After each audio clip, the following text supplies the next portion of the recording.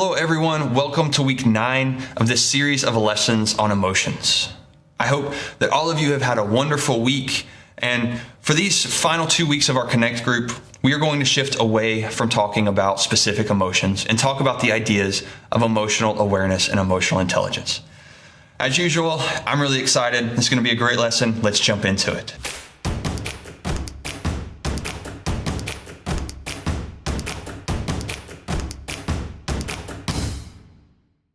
Over the past weeks, we have been going through and looking very closely at the individual universal emotions and how they affect our everyday lives. But now we're going to zoom out a little bit to see how all of this can come together as one single skill set. This skill set that we're going to discuss this week is called emotional awareness. Part of our masculinity is being aware of our surroundings and the factors that influence us. Viewing our own emotions as one of these factors is a big part of being more whole and living more whole lives. Emotional awareness is what we've been building to in these lessons for the past 6 weeks. It's the ability to be aware of our emotional experiences. As we've gone deeper into what each of these individual emotions are and what their triggers are, we've actually been laying the groundwork for us to then be more aware of each emotion. The concepts of emotional awareness and emotional intelligence, while they sound incredibly similar, they are actually related, but they are two different concepts. They're two different ideas. Emotional awareness, on one hand, is the ability to recognize and to be aware of the emotional experiences and behaviors that are in us, while emotional intelligence is the broader range of skills that involve how we apply that awareness to our lives more generally. And unfortunately, artificial intelligence is absolutely no help in either of these areas. As we look closer at emotional awareness, we see that it gives us the ability to recognize our feelings and discover the causes of those feelings. Emotional intelligence begins to give us the ability to deal with those causes and to recognize and to apply these skills with other people. And we're going to talk about emotional intelligence more next week, but this week we're just going to focus in on emotional awareness. Our emotions occur in us naturally. We see this in the scriptures as well, and we see Jesus experiencing emotion at different times. So we have an example and a basis there.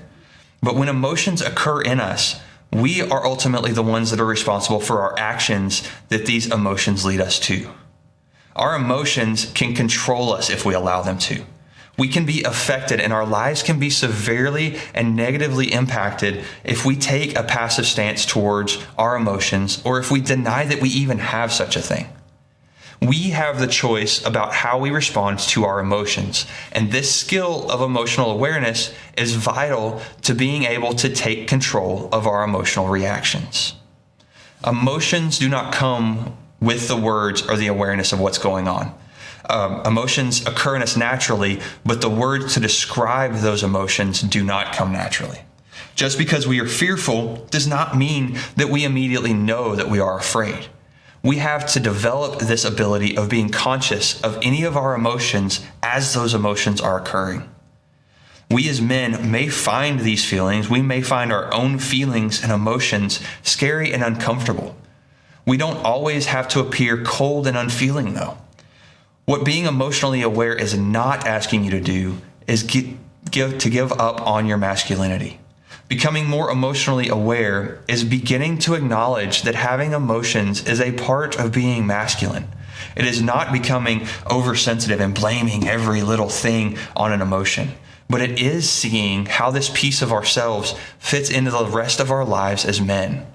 Having a severe emotional response and having to recover is no less real than having a tough day at the gym and being sore and having to recover from that.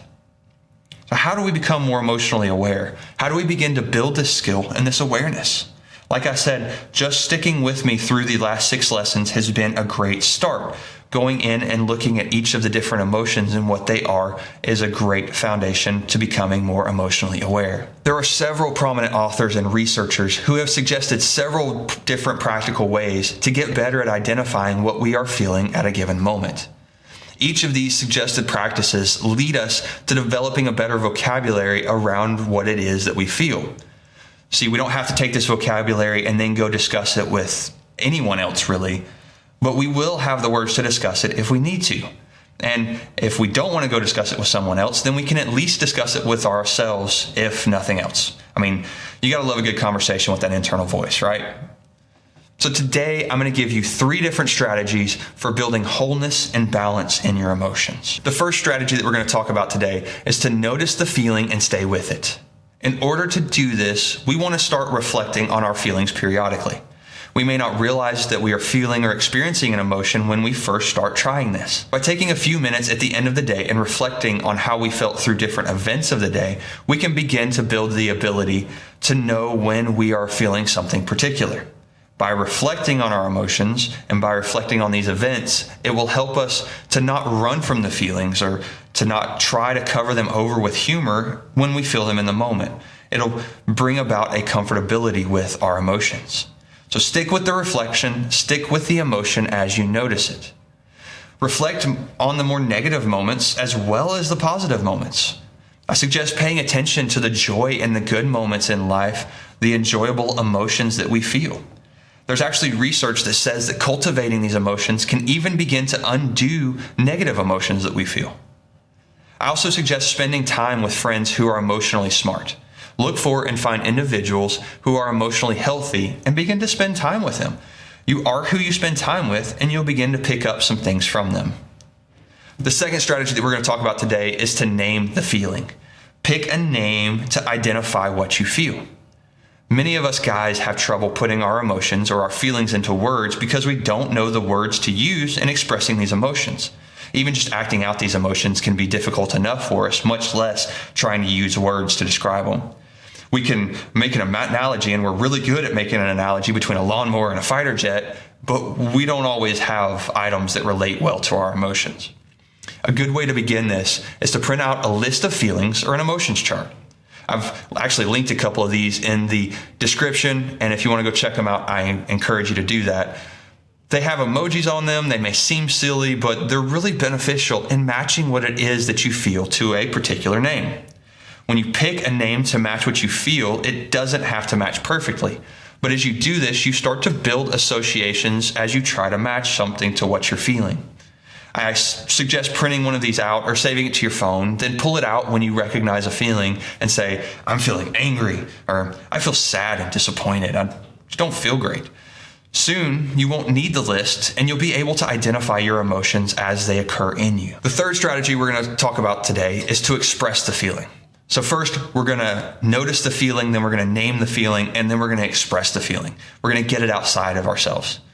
Externalizing is how we get this feeling outside of us.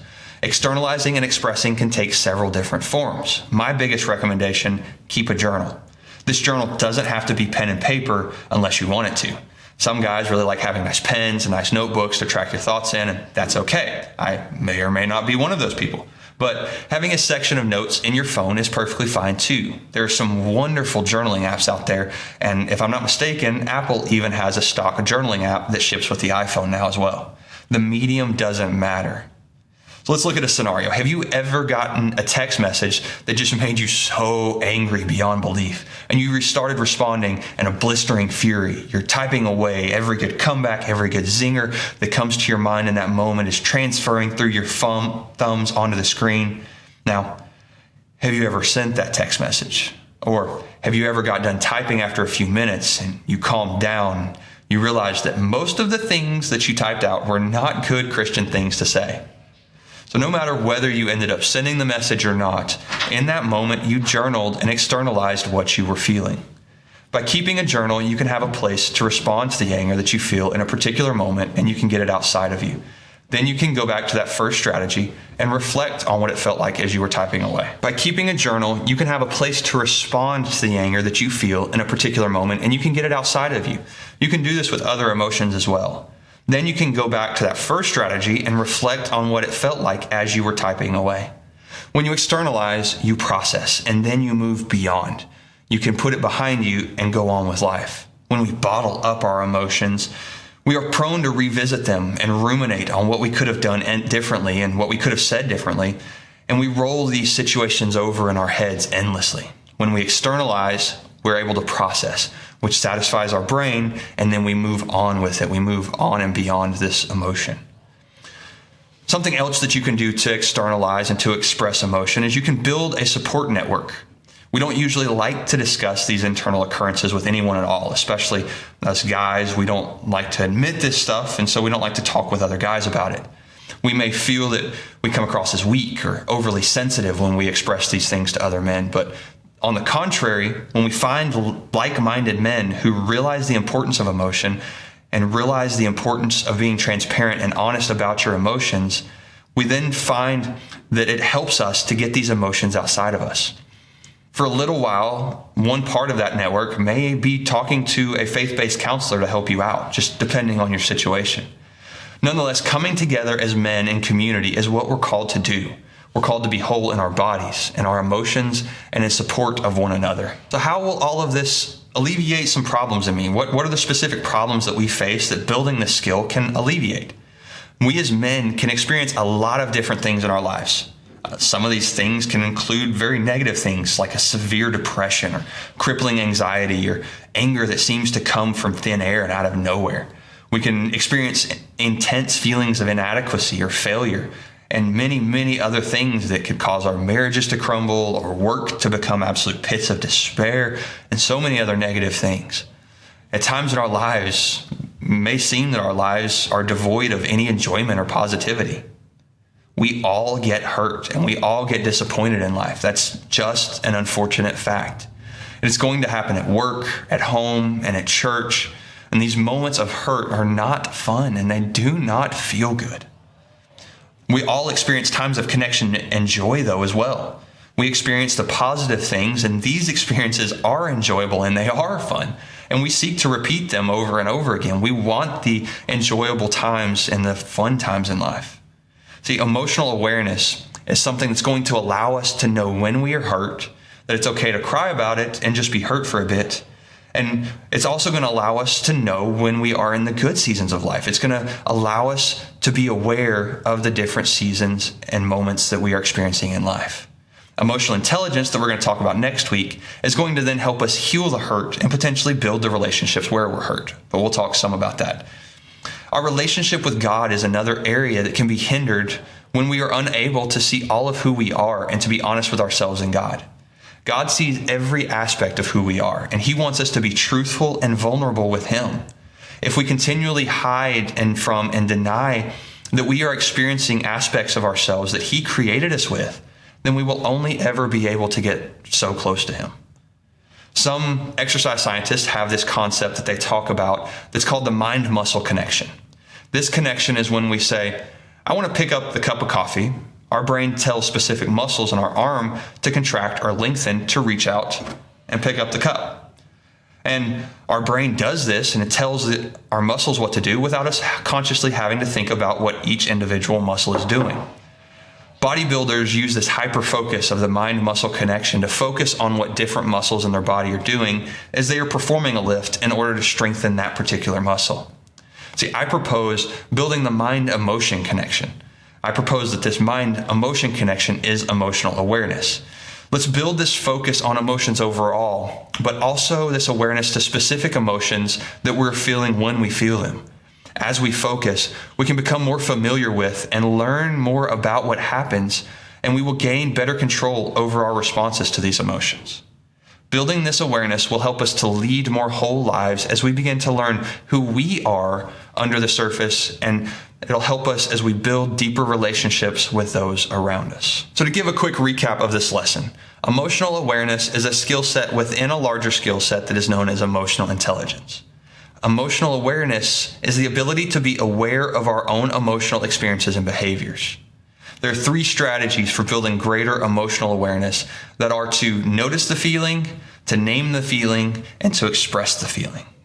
Then as we build our mind-emotion connection, we can start to observe patterns in our emotions and to look deeper into what the triggers and causes of our emotions are, which will contribute to being more whole men. I want to leave you this week with this 2-part question to think about on your commute or as you're drifting off to that lunchtime nap. So I want you to think about and ask yourself, what are 2 emotions that you experienced yesterday, and how did you respond to those emotions? As you answer this question and go through the upcoming week, try reflecting on your emotions periodically, or try taking note of an emotion in the moment. Pick a moment of joy and excitement and just take note of the way you feel in that moment, then quickly go back to enjoying the moment. I don't want to take that away from you. If you feel comfortable at the next activity that you take part in, I recommend sharing an experience of when you were able to recognize one of your emotions with one of the guys at that activity. I hope that you all have a great week, and I'm praying for each of you. I'm looking forward to seeing you next week for the last video in this series on emotional intelligence. May God keep you and bless you.